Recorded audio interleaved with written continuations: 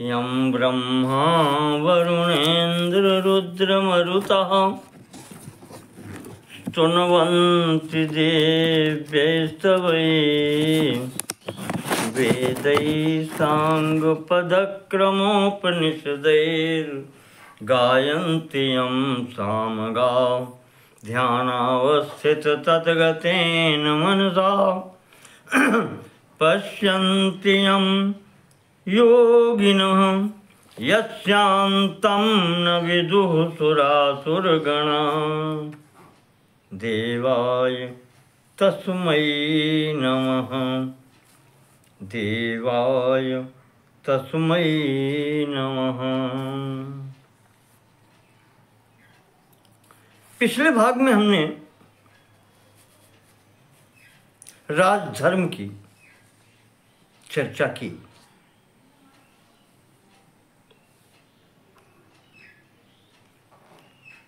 तो अचानक एक बात चित्त में आई कि वर्तमान समय तो अब राजाओं का नहीं है, अब तो लोकतंत्र, गणतंत्र,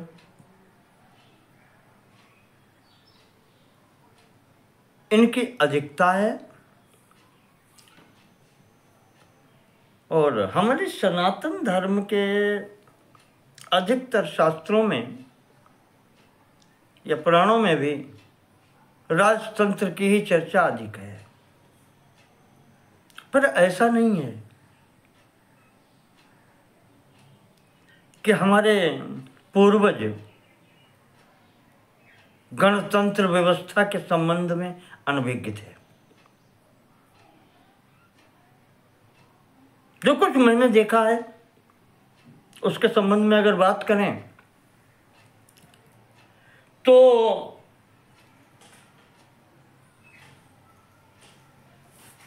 बात आती है कौटिल्य के अर्थशास्त्र की, आधुनिक सनातन साहित्य के क्षेत्र में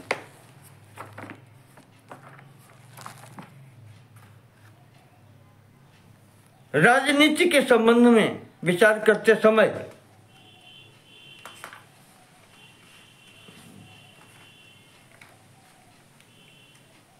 हमारे चाणक्य, जिनको कहते हैं महाराज कौटिल्य, या जिनका नाम विष्णुगुप्त भी है, उन्होंने जो अपने अर्थशास्त्र में इन समस्त विषयों को लिया है। अर्थशास्त्र का तात्पर्य धन से संबंध केवल नहीं है। अर्थशास्त्र का उसमें जो है उनकी पुस्तक, उसमें संपूर्ण राज्य शासन तंत्र संबंधी सभी बातों का समावेश है। राजा प्रजा, उनके बीच के संबंध, और ये जितनी बातें राजनीति में होती हैं सबका संबंध है। और वहाँ उन्होंने गणतंत्र की भी कल्पना की। क्या है गणतंत्र? उस समय चंद्रगुप्त मौर्य के समय की ये घटना है। नंदवंश का अंतिम काल, चंद्रगुप्त का प्रारंभिक काल, गणतंत्र उस समय थे।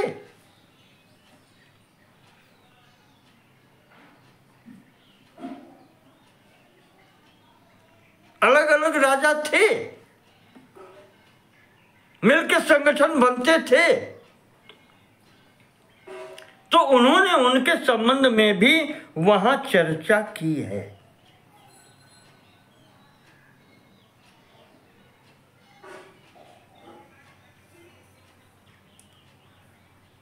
और उन्होंने चर्चा की है, ये तो हो गई।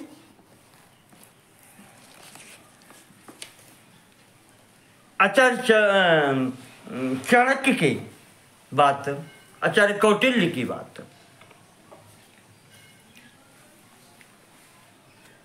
पर हमारे महापुरुषों से कुछ भी बचा नहीं है।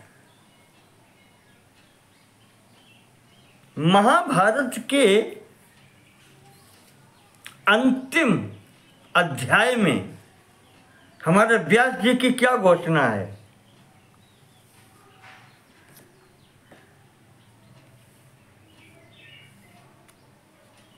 अष्टादश पुराणानि धर्मशास्त्राणि सर्वशः वेदाः सांगाः तथैकत्र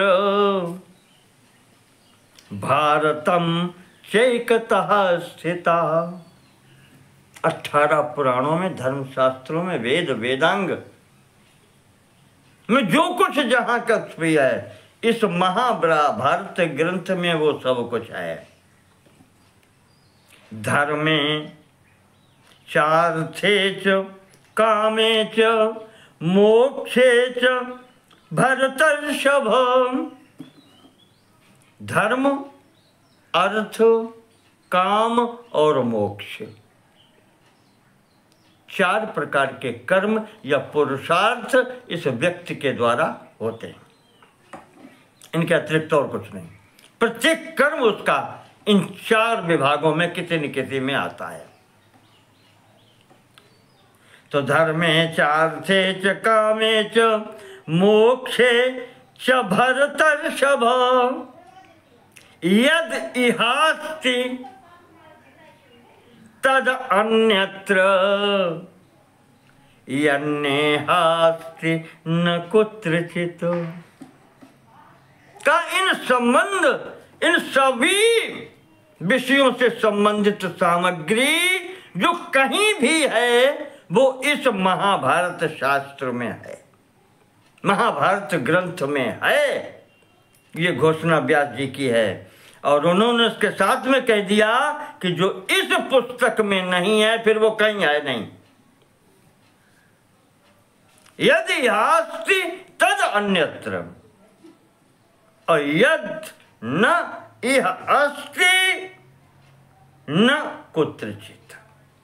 जो इस पुस्तक में फिर नहीं है, इस ग्रंथ में नहीं है, वो फिर कहीं है भी नहीं। ये व्यास जी की घोषणा है।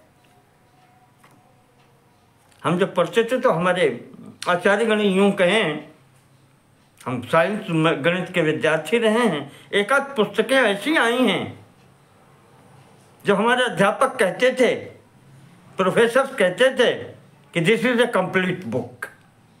कंप्लीट बुक कहने का तात्पर्य था, उन्होंने ही समझाया था, कहा इस पुस्तक को समझने के लिए तुम्हें किसी अन्य सहायक पुस्तक की आवश्यकता नहीं होगी। जो पुस्तक ऐसी होती है जिसको समझने के लिए अन्य किसी सहायक पुस्तक की अपेक्षा नहीं होती, वो कंप्लीट बुक कही जाती है।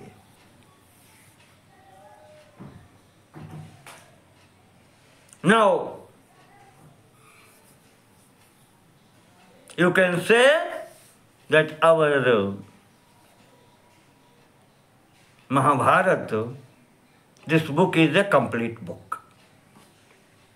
यह घोषणा है हमारे व्यास जी की। वो कहते हैं अगर कहीं भी जो भी है वो सब कुछ इसमें है। जीवन के हर क्षेत्र के लिए समाधान आपको इसमें मिल जाएगा। तो इसमें मैंने जब पढ़ा था तो मैंने देखा था इसमें गणतंत्र व्यवस्था का भी एक अध्याय मुझे मिला था, शांति पर्व में। सत्याधिक शततमो अध्याय, 107वां अध्याय शांति पर्व का गणतंत्र को समर्पित है। 32-34 श्लोक है उसके। तो राजधर्म के अंत में मैं उसकी भी बात करना चाहता हूं थोड़ी। मत्स्य पुराण के अंतर्गत गणतंत्र का नहीं आया है।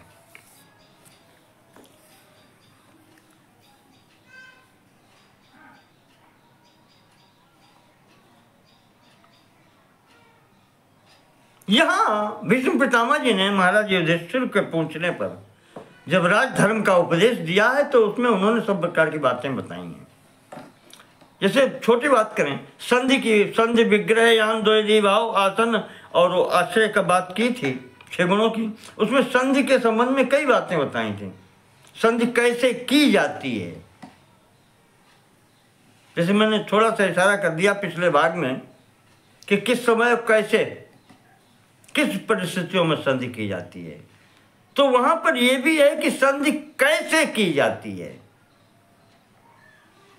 तो वहां पर कई प्रकार उसमें आए हैं।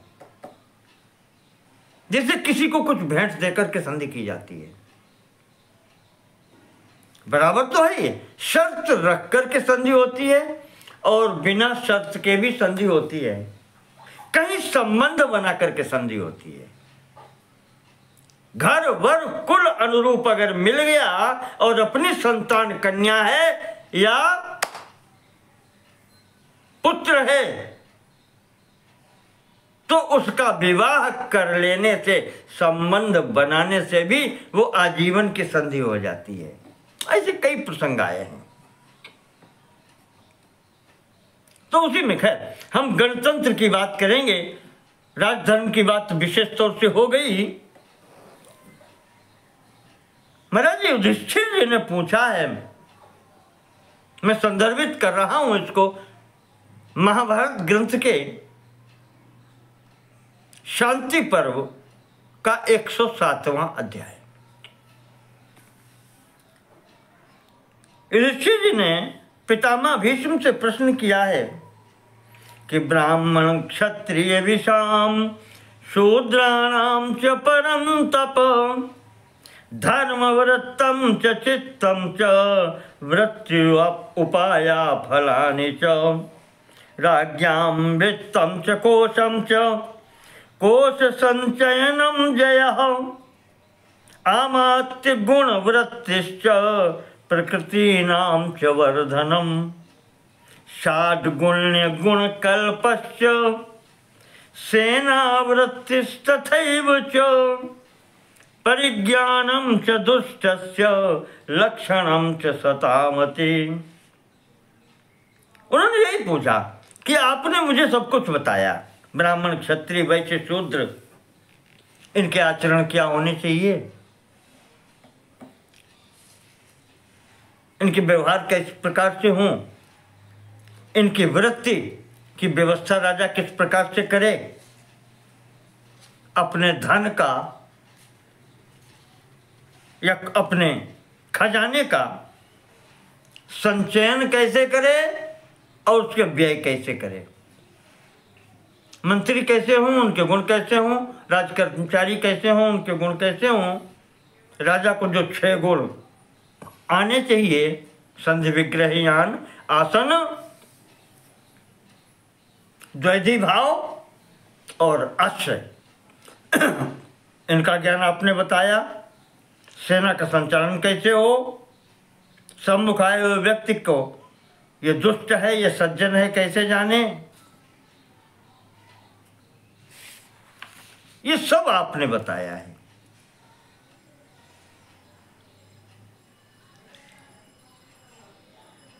और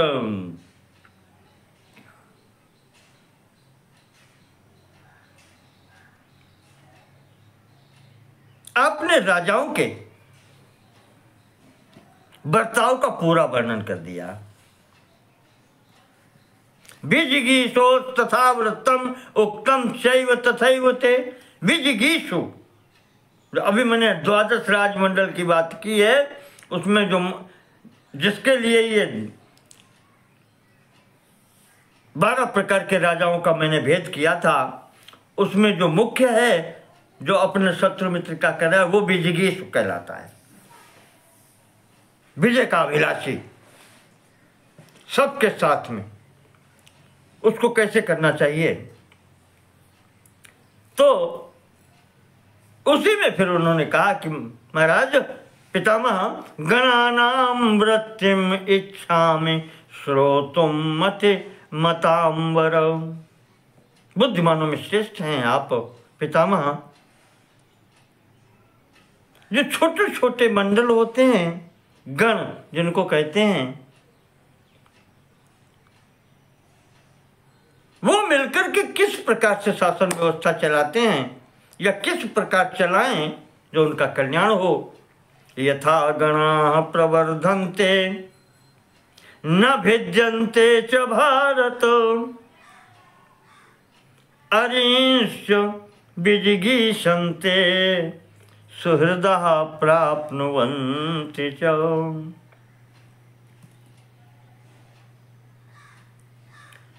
वो छोटे छोटे जो गणतंत्र हैं, छोटे छोटे जो राज्य हैं, मंडल हैं, वो अपनी उन्नति किस प्रकार से करें या कर सकते हैं,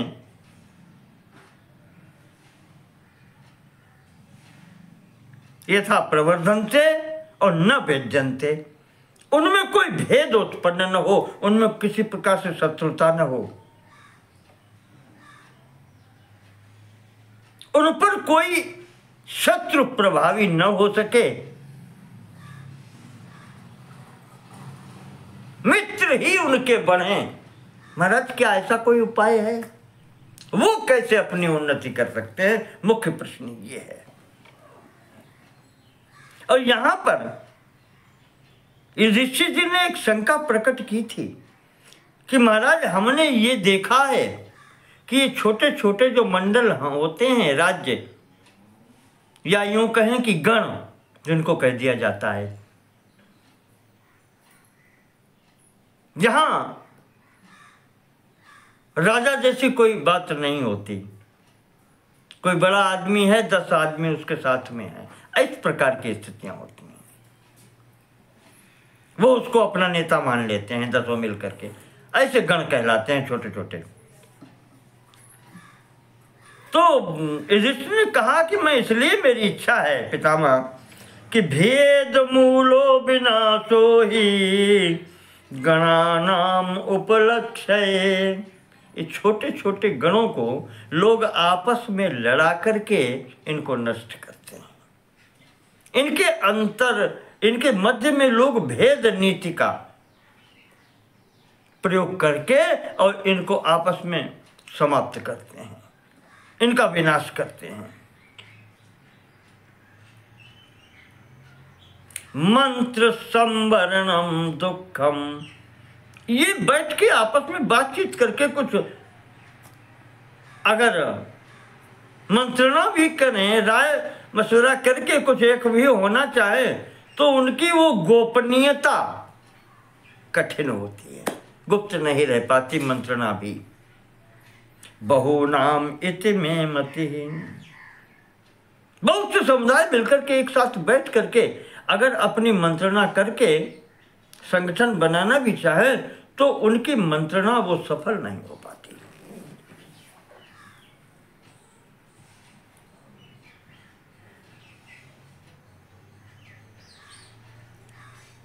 तो इसलिए पितामह मैं आपसे जानना चाहता हूं कि ये छोटे छोटे मंडल हैं या गण हैं, ये अपना अगर संघ बना लें, एक यूनियन जिसको कहते हैं, क्या ये रह सकते हैं? और अगर रह सकते हैं तो किस प्रकार से, इनको करना क्या चाहिए, ये आप हमें बताएं।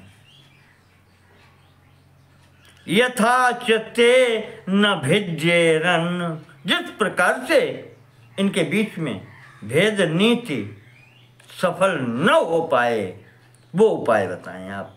तच्च में वद पार्थिव, पितामह वो उपाय बताएं, क्योंकि इन छोटे छोटे मंडलों के बीच में भेद नीति बहुत भले प्रकार से सफल हो जाती है, और शत्रु इनके मिलकर के इनको समाप्त करने के ताक में हमेशा ही रहते हैं।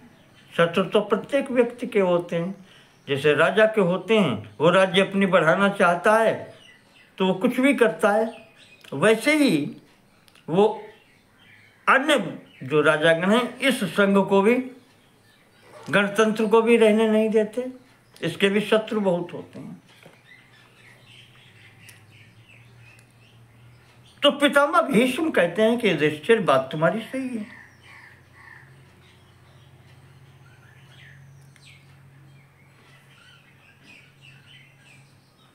पितामह कह रहे हैं कि राजन युधिष्ठिर, चाहे वो 2 राजा हों चाहे घर में दो भाई हों,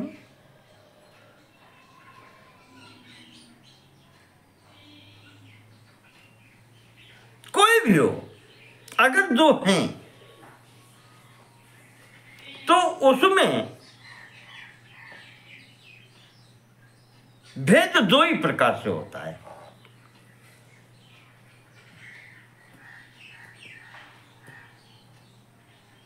लोभ और अमर्ष। अमर्ष कहते हैं ईर्ष्या, एक दूसरे के प्रति प्रतिस्पर्धा, क्रोध।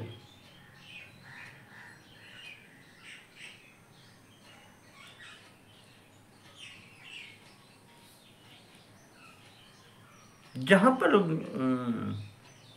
मैंने आपको एक दिन बताया था बैर के 5 कारण हैं, तो वहां पर एक कारण जो आया था वो ये भी था, स्त्रीकृतम वाग्यम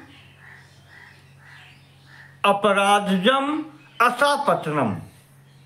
असापत्न वैर का जो भाव था वहां यही था।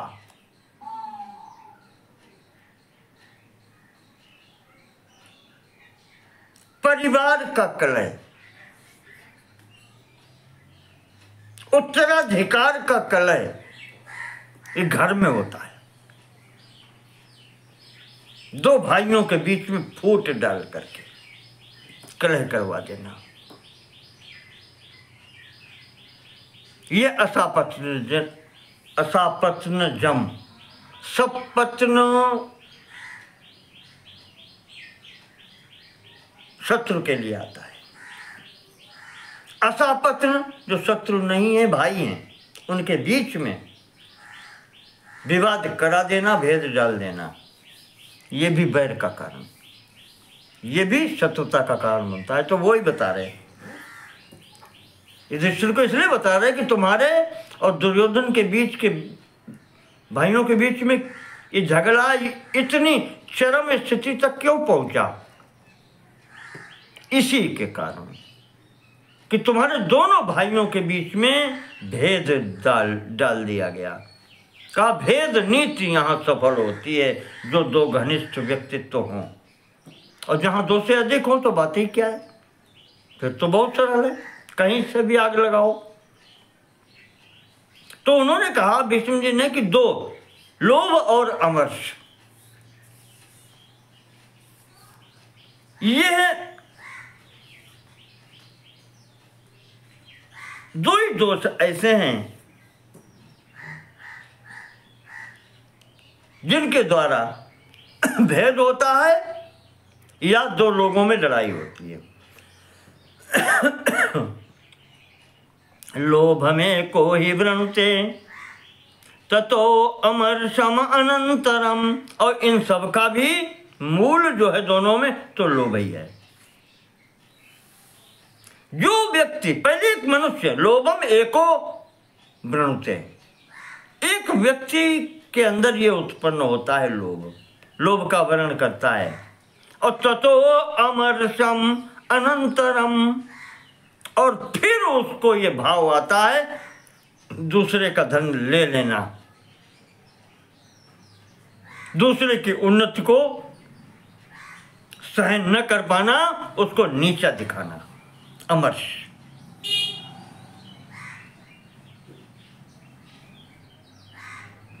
और फिर जब एक के होगा तो दूसरे के भी होगा, निश्चित है, प्रतिक्रिया तो होती है। To every action there is equal and opposite reaction, होगा। क्रिया की प्रतिक्रिया होगी, अगले के वैसी ही बनेगी। तो क्षय व्यय संयुक्ता वन्योन्यम च विनाशिनो। फिर वे दोनों, चाहे व्यक्ति हों और चाहे समुदाय हों, एक दूसरे के संहारक, विनाशक, हानि करने वाले बन जाते हैं। मूल ये है।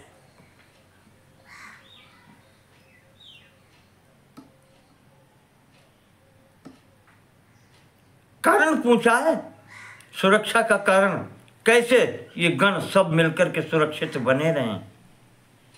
तो झगड़े की जड़ बता रहे पहले और फिर उसका उपाय।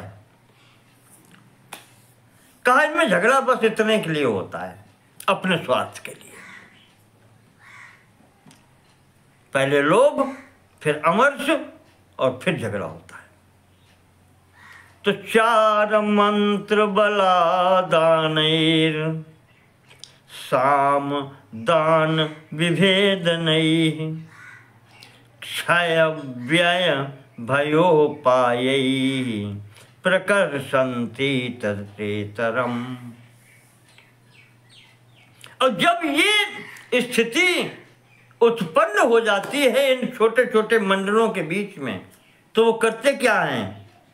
एक दूसरे के पीछे गुप्तचर लगाते हैं। 4 और मंत्र उससे नहीं पटती है तो दूसरे को मित्र बनाते हैं, उससे गोपनीय मंत्रणा करते हैं। 2 मित्रता करके तीसरे को मारते हैं। ये होता है, किसी से मित्रता, किसी से द्वेष।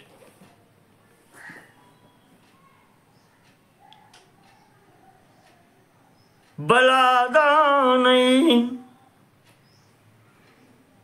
और अगर ये मंत्रणा करके न चला तो फिर संग इकट्ठे सेना इकट्ठी करने लगते हैं। बल आदान नहीं, बल सेना, सेना इकट्ठी करने लगते हैं। और फिर दूसरे व्यक्ति के प्रति या दूसरे समूह के प्रति साम दान भेद इनका प्रयोग करने लगते हैं। उससे संग से तोड़ के व्यक्ति मेरे ओर कैसे आ जाए, तो इन 3 नीतियों का यहाँ प्रयोग करते हैं। साम प्रशंसा करना, स्तुति करना, भेद डाल, उनमें भेद डाल करके तोड़ लेना अपनी ओर, दान कुछ ले दे करके अपने पक्ष में मिला लेना। तो इनके अंतर्गत ये एक दूसरे को निर्बल बनाने में जुटे रहते हैं। ये स्वयं को बलशाली बनाने से अधिक दूसरे को निर्बल बनाने के प्रयत्न में सदैव लगे रहते हैं। और अगर कहीं कुछ लोग मिलकर संघ बना भी लिया, इकट्ठे रहने की कोशिश की, सेना इकट्ठी कर ली, कुछ सुरक्षा का प्रबंध किया, तो फिर ये उस सेना को देने के लिए धन नहीं दे पाते, क्योंकि इनके पास इतने साधन नहीं है। समय पर उन सैनिकों को कहना चाहिए कि वेतन इत्यादि नहीं दे पाते, उनकी व्यवस्था नहीं कर पाते, तो वो भी साथ छोड़ के चले जाते हैं, फिर रुकते नहीं हैं। और इस प्रकार से भिन्ना विमनसा सर्वे, एक दूसरे से जब मन नहीं मिलते हैं तो कितना भी इकट्ठा रहें, सब भिन्न ही रहते हैं। भिन्ना विमनसा सर्वे, बेमेल का संगठन हो नहीं पाता, सब एक दूसरे से भिन्न रहते हैं। गच्छन्ति अरिवशं भयात्, और जब बटे हुए इधर उधर रहेंगे तो जब बटते हैं तो कटते हैं। फिर अरिवशं भयात् गच्छन्ति, छोटे छोटे जब अलग अलग रह गए तो भय के कारण फिर शत्रु के वश में चले जाते हैं। इनके ऊपर शत्रु अधिकार जमा लेते हैं, आधिपत्य जमा लेते हैं। भीष्म पितामह कहते हैं कि अधिकतर गणतंत्र जो नष्ट होते हैं या जो नष्ट हुए हैं, उसका कारण उनकी आपसी फूट है, उनका आपसी वैमनस्य है। भेदे गणा विनेश्वरी भिन्नास्तु सुजया परई। जब आपस में फूट होती है, मन मिलते नहीं हैं, तो शत्रु फिर उन्हें जीत ही लेते हैं, उनका विनाश होता ही है। इसलिए युधिष्ठिर तस्मात् उपाय, अब उपाय क्या है? तस्मात् संघात योगेन प्रयतेरन गणा सदा। गणों को प्रयत्न करते रहना चाहिए कि उनका एक संगठन बना रहे। संघात योगेन, संगठन बना करके रहने पर उनकी रक्षा हो सकती है। उन समस्त जो छोटे छोटे गण हैं, मिलाकर के जब तक संघबद्ध रहेंगे, संघे शक्ति ही, तब तक उनके पास शक्ति रहेगी और वो सुरक्षित रहेंगे। अर्थाश्चैवाधिगम्यन्ते संघात बल पौरुषै। संघात बल पौरुषै, जब वो संगठन होता है तो उनका जो बल है, उनका जो सामूहिक पुरुषार्थ है, सामूहिक बल है। अर्थाश्चैवाधिगम्यन्ते, तो उन्हें अर्थ प्राप्ति भी फिर होती है। अब बाह्याश्च मैत्रीम कुर्वन्ति तेषु संघात वृत्तिषु। तो बाहर वाले भी लोग जब उनको संघबद्ध होकर चलता हुआ देखते हैं, उन्नति करता हुआ देखते हैं, तो वो भी आकर के उस गण परिषद कह लें उसको, या गणराज्य कह लें, गण मिलकर के राज्य का जो निर्माण करते हैं, फिर अन्य लोग भी उससे मित्रता करने के लिए आते हैं। बाहर के लोग भी मित्रता चाहते हैं। बाह्याश्च मैत्रीम कुर्वन्ति, बाहरी व्यक्ति भी संगठन, उसका बल और उसका उन्नति सामर्थ्य देख करके उसके सामने झुकते हैं और मित्रता करते हैं। ज्ञान वृद्धा प्रशंसन्ति शुश्रूषन्तः परस्परम। ज्ञान वृद्ध जो हैं, महाज्ञानी व्यक्तित्व, ऐसे संघ की प्रशंसा करते हैं। जहां पर जो गण हैं, जिन्होंने संघ बनाया है, गण राज्य का निर्माण किया है, वो एक दूसरे का सब सम्मान जहाँ करते हों, ऐसे गणराज्य की महान विद्वान लोग भी प्रशंसा करते हैं।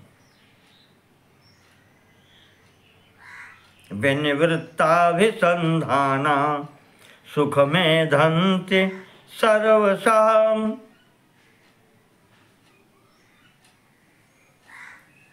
ऐसे संघ में व्यक्तियों का एक दूसरे के प्रति वैरभाव नहीं होता,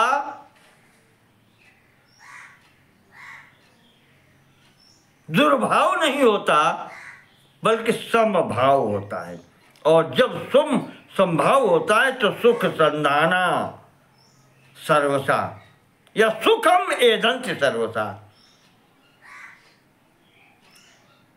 उस गणराज्य के समस्त नागरिक सुख ही प्राप्त करते हैं। फिर धर्मिष्ठान व्यवहारांश। धार्मिक होते हैं। गणराज्य ऐसा जब राज्य होता है जहां सब एक दूसरे का सम्मान करते हैं, एकत्र होकर के रहते हैं। संगच्छध्वम संवदध्वम संभो मनांस जानताम, इस स्वभाव से रहते हैं, उनकी सर्वथा वृद्धि होती है। समस्त धार्मिक होते हैं। व्यवहारांश, एक दूसरे से धर्मानुकूल व्यवहार करते हैं। स्थापयंत शास्त्रता, और जैसा आचरण शास्त्रों में मनुष्य मात्र के लिए बताया गया है, सब प्रकार से उसी प्रकार से जब व्यवस्था रखते हैं तो यथावत प्रतिपश्यन्तो, जैसा वृद्ध कहते हैं, शास्त्र कहते हैं, उनके अनुकूल आचरण करते हुए वो एक साथ प्रेम पूर्वक रहते हैं। तो विवर्धन्ते गणोत्तमा, ऐसे उत्तम गणराज्य सदैव अपनी वृद्धि करते हैं, उन्नति करते हैं।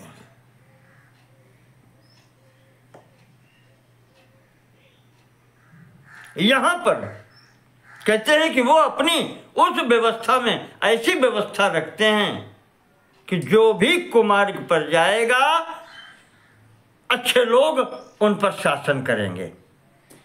वहां ये नहीं देखा जाता कि ये बड़ा है तो कुछ गलत कर दिया तो जाने दो ना, अपराध करता है तो शेष लोग मिलकर के उसको दंड देते हैं। फिर उसमें कोई भी हो, पुत्रान भ्रातृन निगृहणं, तो चाहे उनका पुत्र हो चाहे भाई हो, विनयंतश्चतान सदा, सबको नियमानुकूल चलाते हैं। नय में नीति के अनुसार उनको चलने के लिए बाध्य करते हैं।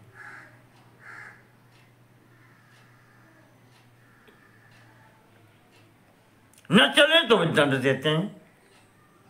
विनीतांश प्रगृह्णन्तो विवर्धन्ते गणोत्तमा, उन्हें विनीतांश प्रगृह्णन्तो, जो विनीत होते हैं,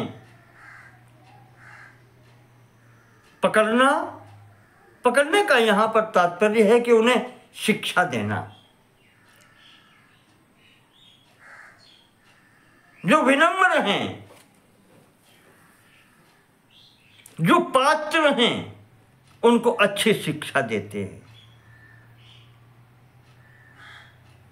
शिक्षित बनाते हैं। और तब प्रग्रहणन्तो, फिर उनको पकड़ करके उनको अच्छे पदों पर बैठाते हैं, तब ग्रहण करते हैं उनको। ग्रहणन्तो प्रग्रहणन्तो प्रकर्षेण ग्रहणन्तो, विशेष रूप से ग्रहण करके उनको पद पर बिठाते हैं, अपनाते हैं। और या यूं कहें उसको कि योग्य पात्र को उसके अनुकूल पद से सुशोभित करते हैं, चाहे शासन हो, जो भी हो। योग्यतम व्यक्ति को वो अपने प्रतिनिधि बनाते हैं और तब उनकी वृद्धि होती है, तब उनकी विशेष विवर्धन्ते गणोत्तमा। ऐसे हो गण उन्नति करते हैं, गणराज्य इस प्रकार से उन्नति करते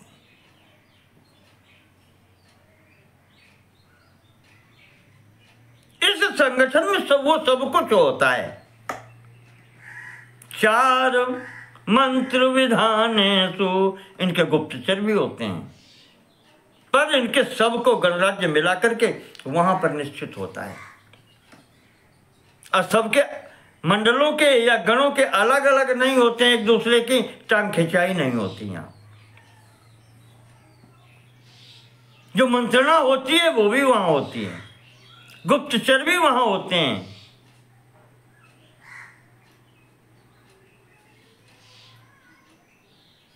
राज्य के लिए जो बनाया है गणराज्य, उसके लिए धन संग्रह भी होता है।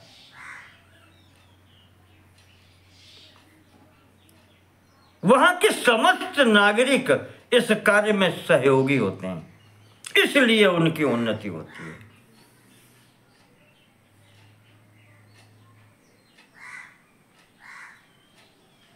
कहते हैं गणराज्य के प्रत्येक नागरिक अपने राज्य की उन्नति के लिए उत्साही होता है।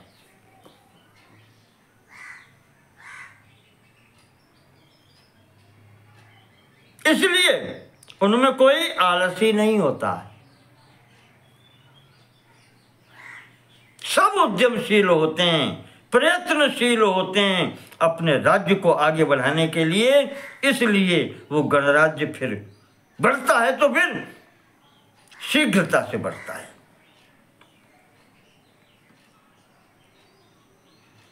क्योंकि यहां पर असमानता होती नहीं, सभी गणों में आपस में बराबर का भाव होता है, सभी नागरिकों में भी बराबर का भाव होता है। द्रव्यवन्तश्च शूराश्च शास्त्रज्ञाः शास्त्रपारगाः। जब उन्नति होती है तब शांति होती है, आवश्यक व्यवस्थाएं सुचारू रूप से अच्छे लोगों के नियंत्रण में चलती हैं, तो यहाँ के सभी नागरिक धनवान होते हैं, शूरवीर होते हैं, शास्त्र और शस्त्रों के ज्ञाता होते हैं। दोनों शस्त्रज्ञ और शास्त्रज्ञ भी, शस्त्रज्ञ शास्त्र पारगा, और शास्त्र के ज्ञानी भी होते हैं। कृच्छासु आपत्सु सम्मूढ़ान गणाः संतारयन्ति ते। अगर किसी के ऊपर गण में, गणराज्य में उनके किसी भाई बंधु या गण के अंतर्गत कोई आपत्ति उपस्थित हो गई तो सब मिल करके उसका उद्धार करते हैं, उस समस्या का समाधान करते हैं, जो समस्या आपत्ति विपत्ति उनके समक्ष आती है।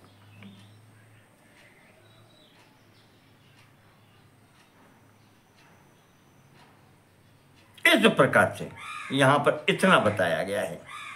भीष्म पितामह जी ने बताया कि उन्नति इनकी ऐसे होती है और गणराज्य तभी सफल होते हैं। मैं किसी का उदाहरण नहीं दूंगा, वैसे अपना भारत का गणराज्य गणराज्य ही है, इसी को गणराज्य कहते हैं कि छोटे छोटे वो मिला करके तब भारतवर्ष कहेंगे इसको।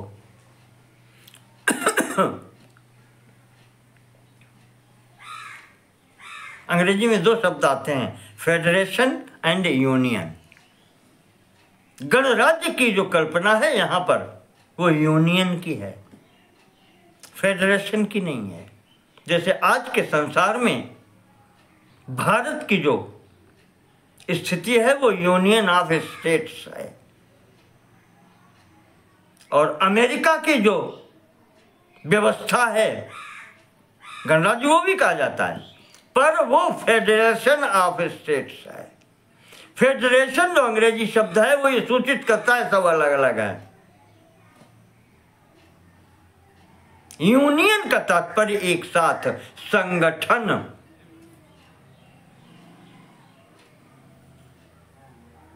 एक नियम बनाते हैं सब मिलकर के और उसका सभी पालन करते हैं, तो ये गणराज्य है,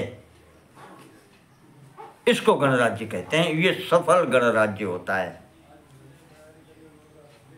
बस इसको चलाने की योग्यता चाहिए।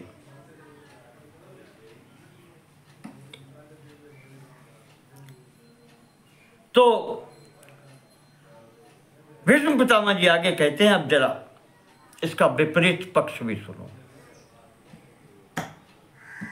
अवनति कैसे होती है, बचाने के लिए क्या करना चाहिए, ये बताते साथ साथ चाहते हैं।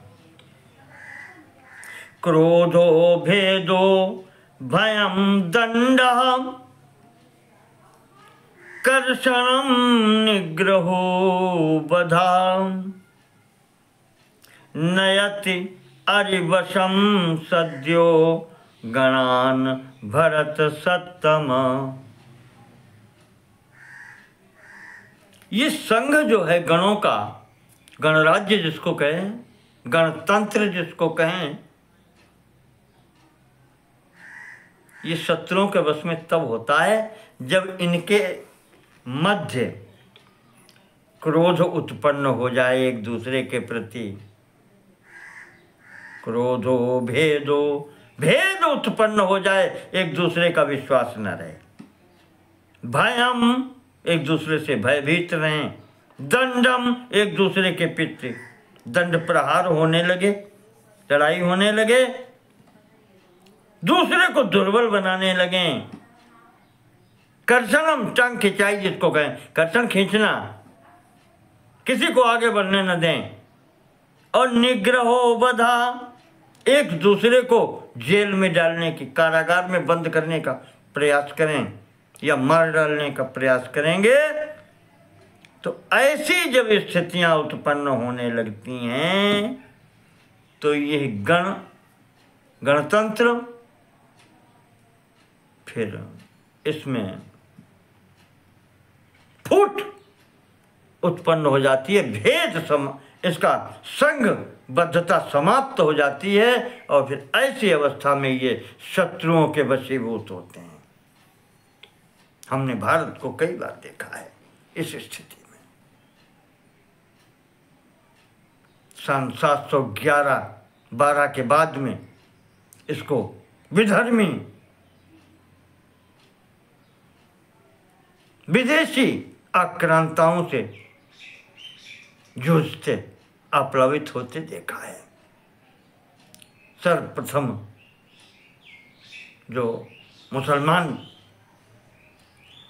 विद्रोहियों ने, उन्होंने, आक्रांताओं ने यहाँ आक्रमण करके जो कुछ किया, ये हमारी फूट का परिणाम था। तत्पश्चात फिर दूसरे जो आए,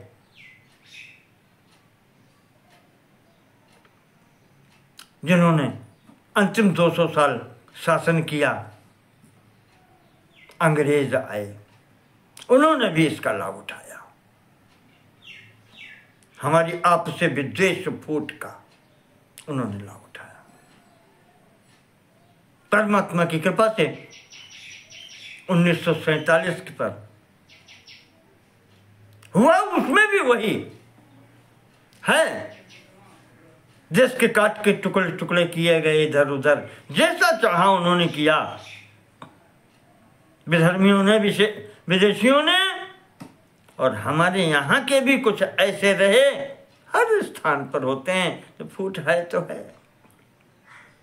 प्रभावी जो उनके प्रभाव में रहे, उन्होंने भी उनका सहयोग किया सत्ता अपने हाथ में लेने के लिए। पर उसमें से एक आध व्यक्तित्व ऐसे जो निकल गए, जिन्होंने इस गणराज्य को एकीबद्ध किया, गणतंत्र बना दिया, गणराज्य बना दिया। Largest democracy of the world, इस स्थिति में फिर भी उन्होंने प्रतिष्ठित कर दिया। हम तो उन्हीं महापुरुषों के ऋणी हैं जिन्होंने ये सब किया। अब इसको बनाए रखना हमारा आपका कर्तव्य है। देखते हैं, भीष्म पितामह बताते हैं कि इसको हानि किस प्रकार से होती है, उन पर ध्यान देना है कि अब ऐसा कोई कर न पाए। कहा, व्यक्ति जब एक दूसरे पर क्रोध करने लगे, आपस में फूट हो जाए, आपस में एक दूसरे को भयभीत करने लगे, दंड देने लगे, नीचे की ओर खींचने लगे, जेल में डालने लगे, मार डालने लगे, कहते हैं ऐसे में फिर वो गणबद्ध रह नहीं पाते और फिर शत्रु उनके ऊपर प्रभावी हो जाते हैं। इसलिए यहां पर कहा गया है कि तस्मान मान इतव्यास्ते मान इतव्यः इतव्याः ते, जो इनमें संपूर्ण गणों के अधिक, कहना चाहिए अलग अलग अधिकारी हैं, या ये कहें उन गणों के जो प्रतिनिधि हैं, प्रधान हैं, कहते हैं उन्हें एक दूसरे का गण मुख्या प्रधानता, इन गणों के जो मुख्य हैं, प्रतिनिधि जो कह लें, उनका एक दूसरे को सम्मान करना चाहिए। लोक यात्रा समायत्ता भूयसी तेषु पार्थिव, क्योंकि देश का इस गणतंत्र का चलना मुख्य रूप से उन्हीं पर आश्रित होता है जो जनप्रतिनिधि होते हैं। ऐसे कह लें आप, हमारी पार्लियामेंट में बैठने वाले 545 सदस्य लोकसभा के और 250 सदस्य राज्यसभा के, इनके संगठन से राज्य चलती है। उन्हें एक दूसरे का सम्मान करना चाहिए, क्योंकि गणतंत्र का, इसके संपूर्ण विधिवत उन्नति का भार उनके ऊपर होता है, उनका ऊपर अवलंबित है इस गणतंत्र की रक्षा का भार।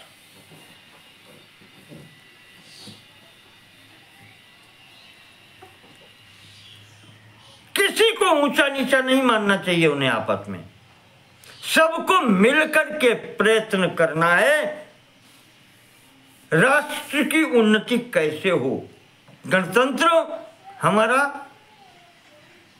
बलवान कैसे हो, ये करना चाहिए।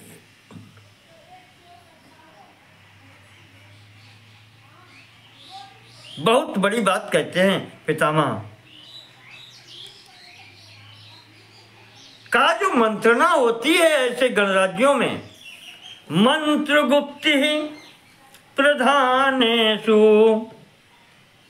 जो मुख्य लोगों के बीच में बैठ करके जो मंत्रणा होती है, चारश्चामित्र कर्षण,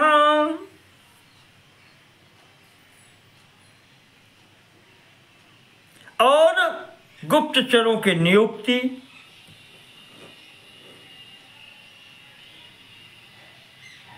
तीन बातें, या यूं कहें कि दो बातें, सबको बैठ करके मंत्रणा करना और गुप्तचरों की नियुक्ति करना, ये सबके हाथ में नहीं होना चाहिए। न गणा कृतस्नसो मंत्रम श्रोतुमर्हन्ति भारत,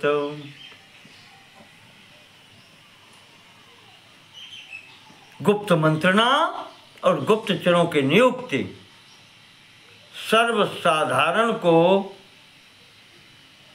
इसकी जानकारी नहीं होनी चाहिए। ये शिक्षा लीजिए, भीष्म पितामह दे रहे हैं। गणराज्य तभी सफल होगा। हमारे यहाँ क्या हो गया, पार्लियामेंट में बैठ करके जो भी बात होती है, एक तो एक दूसरे की खिंचाई होती है। स्थितियाँ अच्छी नहीं है। प्रत्येक व्यक्ति को प्रधान पद पाना है, लक्ष्य उसका देश सेवा नहीं, समाज सेवा नहीं, वो पद प्राप्ति हो जाता है और उसके लिए फिर उसको कुछ भी करना पड़े, वो सब कुछ करने को तैयार है। परिस्थिति बस, देश काल और परिस्थिति के बस आज उन प्रधान सभाओं में भी क्लोज सर्किट कैमरे लगाने पड़े, टीवी, उनका प्रसारण करवाना पड़ा, जो कि भीष्म पितामह कहते हैं कि जो वहाँ पर मंत्रणा हो वो सबके जानने की वस्तु नहीं है, वो उतने लोगों के मध्य में ही रहनी चाहिए। पर स्थिति आज की ऐसी बन गई, वही है लोभ और अमर्ष।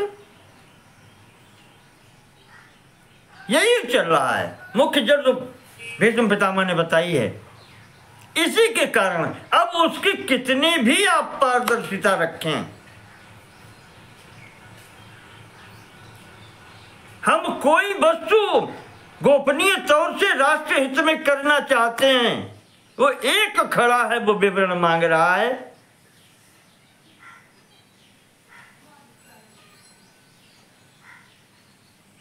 और भाग करके न्यायालय पहुंच जा रहा है, वही न्यायालय का हाल है। जबकि गोपनीयता, शासकों के मध्य की गोपनीयता,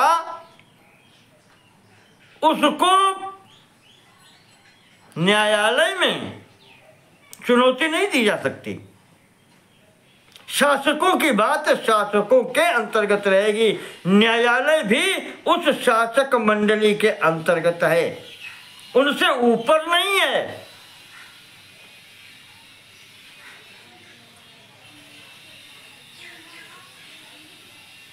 गण मुख्यस्तु संभूय कार्यम गणहितम मिथा। उन गणों के जो मुख्य व्यक्तित्व हैं, उनको बैठ करके मिल करके पूरे गणराज्य का हित का साधन करना चाहिए।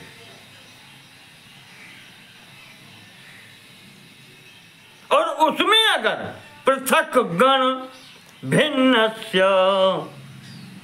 समूह अलग अलग भिन्न भिन्न अगर बनने लगते हैं,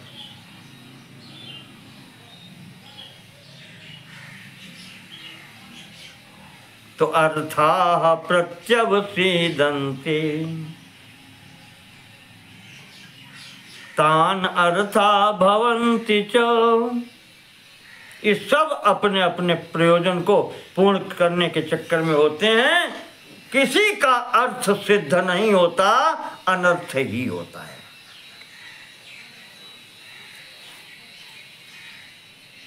यहां अर्थ सिद्ध न हो करके अनर्थ ही होता है। जब समूह टूट करके समूह बनने लगते हैं, जानते हैं बहुत शिवपुराण में बात आई है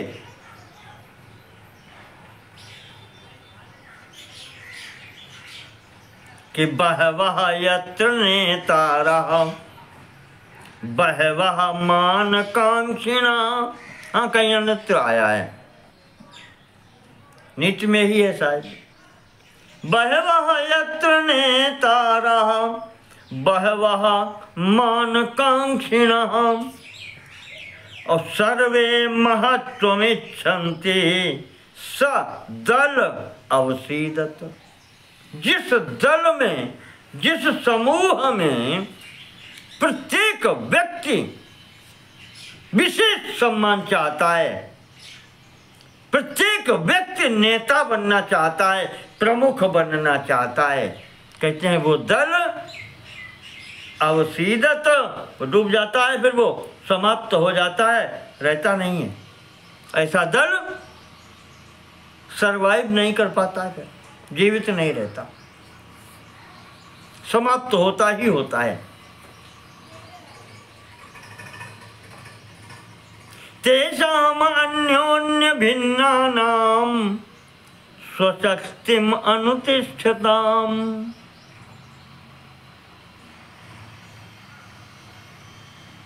ऐसी स्थिति जो उत्पन्न करने वाले हों उस गणराज्य में, कहते हैं तो उन गणराज्य का जो प्रशासन करने वाले प्रशासनिक अधिकारी हों, वो उन पर दृष्टि रखें और उनको शांत करें।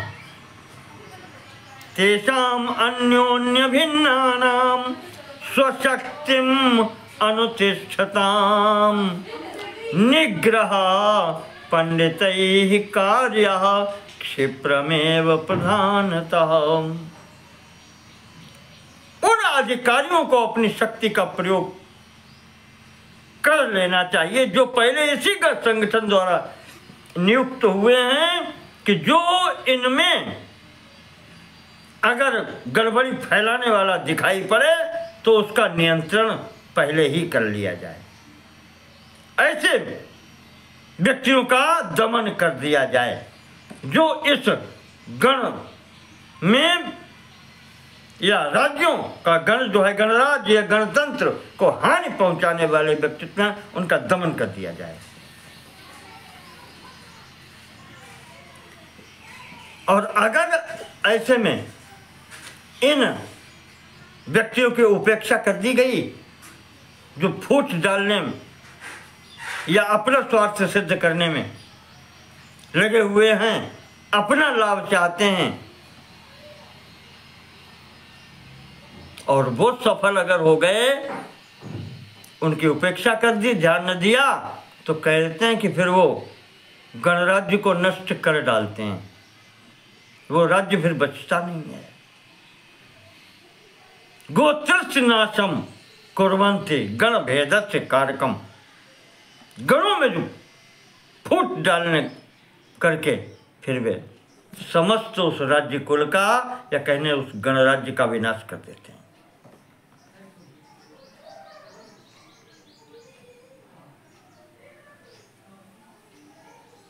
आभ्यंतरम भयम रक्ष्यम, गणराज्य में सबसे बड़ा जो भार होता है वो अंदरूनी आंतरिक सुरक्षा का सबसे पहले भय होता है।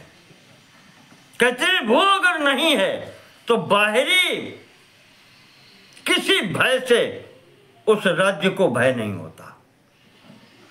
आभ्यंतरम भयम रक्ष्यम, आंतरिक भय से इसकी रक्षा करनी चाहिए।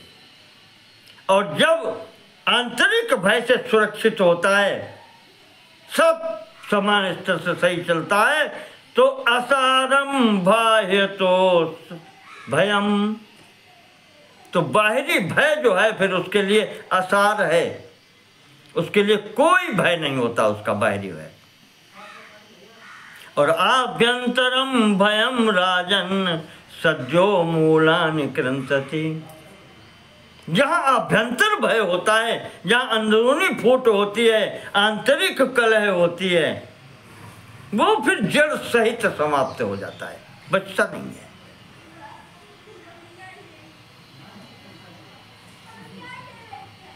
संघ राज्य के एक तरीके से मूलानि कृंतति, जड़ कट जाती है। अकस्मात् क्रोध मोहाभ्याम लोभाद् वापि स्वभावजात् अन्योन्यम नाभिभाषन्ते तत्पराभव लक्षणम, जहाँ व्यक्ति या कहना चाहिए शासक वर्ग एक दूसरे से ईर्ष्यावश, क्रोध के कारण, मोह लोभ या स्वभाव के कारण आपस में बातचीत करना बंद कर दें, आप ये समझो कि उस राज्य का विनाश निश्चित है। अन्योन्यम ये न भाषन्ते, ये सब एक दूसरे से जब बातचीत करना बंद कर देते हैं तो तत्पराभव लक्षणम, तो उस संघ राज्य का पराभव निश्चित है, गणतंत्र का फिर विनाश होना निश्चित है। जहां वो तंत्र जो संघबद्ध है वो आपस में बात करना बंद कर दे, बात तो होनी ही चाहिए। जात्याच सदृशा सर्वे कुलेन सदृशा तथा, का देखो जातियां सब समान, कुल भी सब समान मान लो सब, या यूं कहें कि घर में भी अगर 50 सदस्य हैं, 20 सदस्य हैं, आजकल तो 5-6 होते हैं,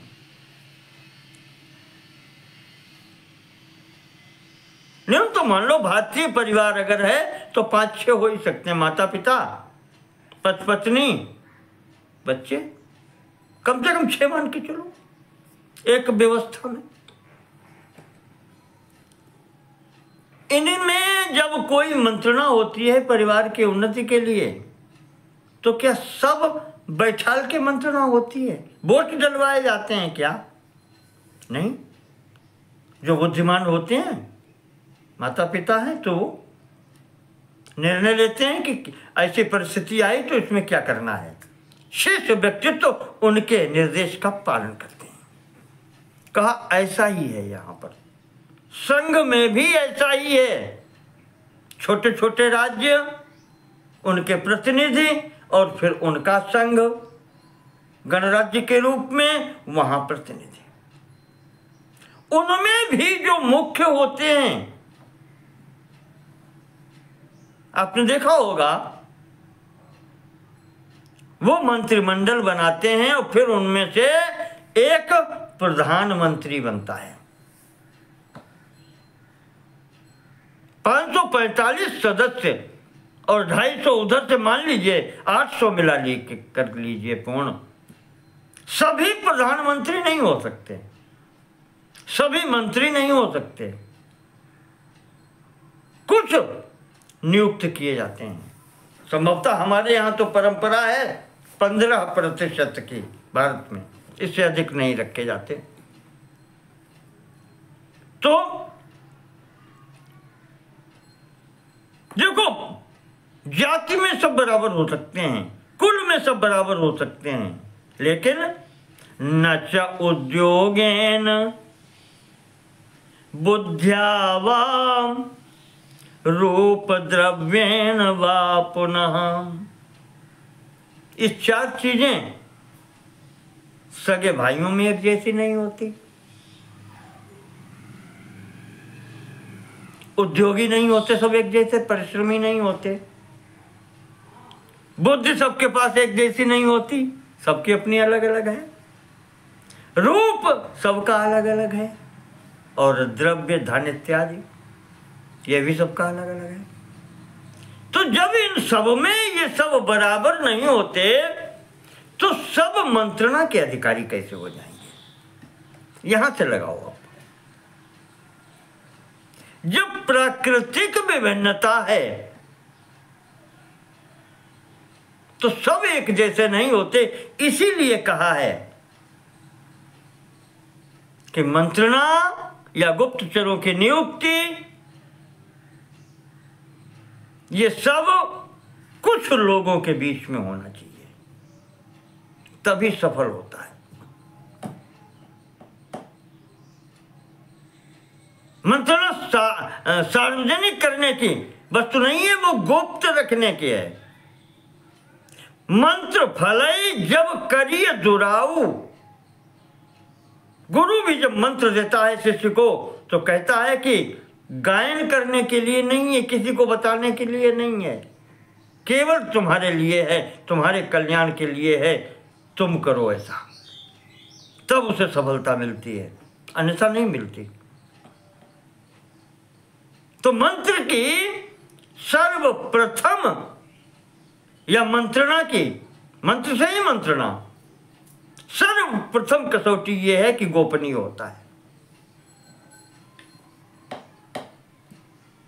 और जितना गोपनीय होगा उतना ही प्रभावी होगा। मुझे नीच का एक श्लोक याद आता है, षट्कर्णो विद्यते मंत्रः चतुष्कर्णस्य धार्यते। 6 कानों में जो मंत्रणा पहुंच जाती है, कहते हैं उसका भेद फिर वो गोपनीय नहीं रह पाती। भेद्यते मंत्रा, वो फैल जाती है फिर 6 कानों में, अर्थात 3 लोगों की। और चतुष्कर्णों पे धार्यते, 4 कर्णों की मंत्रणा 4 कानों की, अर्थात 2 व्यक्ति बैठ के जो मंत्रणा करते हैं वो गोपनीय रह सकती है। षट्कर्णों भिद्यते मंत्रः चतुष्कर्णों धार्यते। और द्विकर्णो तो यह मंत्र। कहते हैं ब्रह्मा जी भी उससे भयभीत होते हैं। 2 कानों के मंत्रणा, अकेले व्यक्ति का लिया हुआ निर्णय, बस उससे तो ब्रह्मा भी भय खाता है। फिर उसका कहते हैं ब्रह्मा भी कुछ बिगाड़ नहीं सकता। लेकिन वो अच्छे आदमी के लिए बात कही गई है, दुष्टों की बात नहीं है। वही पितामह भीष्म कह रहे हैं कि युधिष्ठिर, मंत्रणा गोपनीय होती है, उसमें जितने कम लोग हों, जितनी गोपनीयता बनाई जाए तभी वो प्रभावी होती है। इसी कारण शत्रु ऐसे स्थानों पर भेद नीति का सदैव प्रयोग करते रहते हैं, भेद डालने का प्रयत्न करते हैं।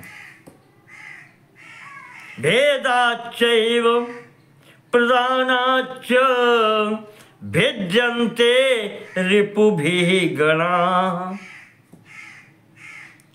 इन गणों का भेदन करने के लिए, गणराज्य को तोड़ने के लिए जो शत्रुगण हैं, शत्रु लोग हैं, वो इनके कर्म, ये कहना चाहिए जो प्रमुख व्यक्तित्व हैं गणराज्य के, इनमें भेद डालने का प्रयत्न करते हैं। वर्तमान परिस्थिति में भारतवर्ष पर चारों तरफ से इसी रूप में आक्रमण हो रहा है।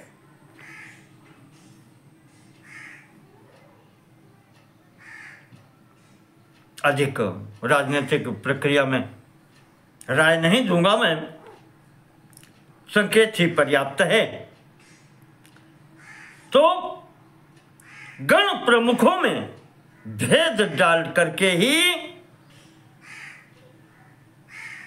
शत्रु उनको अपने बस में करना चाहते हैं। तस्मात् संघात में बाहुर गणानाम शरणम महत।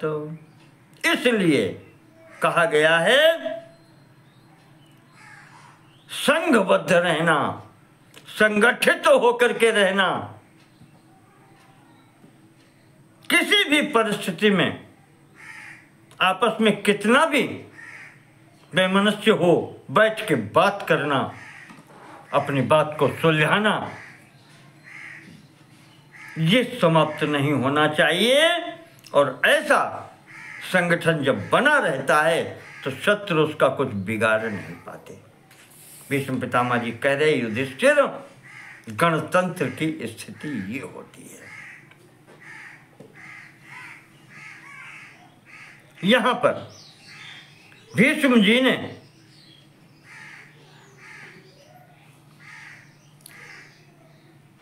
लगभग 22-23 श्लोकों में संघ राज्य की, गणराज्य की जो स्थिति प्रकट की है। हम तो सोचते हैं कि हमारे सबके आपके लिए वर्तमान परिस्थिति में इतना पर्याप्त है। इसको समझें, इस पर मनन करें और इसके अनुकूल आचरण करने का प्रयत्नशील सदैव रहें, जिससे ये हमारा गणराज्य सदैव उन्नति करता रहे। जब तक आप स्वार्थ की भावना नहीं छोड़ेंगे तब तक कठिन हो जाता है। ठीक है, जीवित रहने के लिए हमें जो साधन चाहिए मिल रहे हैं, मिलते हैं, पर ये जो 2 मूल अनर्थ बताए गए इनसे दूर रहना चाहिए। लोभ एक ही है, ये लोभ से बचना चाहिए। लोभ का कारण ही अमरत्व होता है और उससे ही बैर उत्पन्न होता है। लोभो पापस्य कारणम, लोभः नाशस्य कारणम। ये पूर्णतया गणतंत्र में भी भीष्म पितामह जी ने कहा ये फलित होता है। अगर इस पर सदैव ध्यान रखा जाए, इस दोष से बचा जाए, तो फिर कोई गणतंत्र को हिलाने वाला नहीं है। इसीलिए कहा था कि आभ्यंतरम भयम रक्ष्यम, इसमें अंदरूनी भय बहुत होता है लोकतंत्र में, गणतंत्र में। बाहरी फिर भय कुछ भी नहीं होते। अगर आंतरिक संगठन सुदृढ़ बना रहेगा, बाहरी कोई शक्ति आपका कुछ भी बिगाड़ नहीं सकती। यही मूल मंत्र है और इसी को हम लोगों को धारण करना है। इसी के साथ अपनी बात यहाँ पर पूर्ण करते हैं। राजधर्म का अब हम पूर्णता यहाँ पर करते हैं 5वें भाग के रूप में, गणतंत्र की बात करके। तो अब अनुमति दें, आगे की बात होगी। जो राज्य संबंधी और राजा संबंधी बातें थी वो सब पूर्ण हो गई हैं। आगे अब शास्त्र की अन्य चर्चाएं होंगी, भगवान के अवतारों की कथाएं होंगी, उसको आगे देखेंगे। नमो नमः। सर्वेषां कृते धन्यवादाः।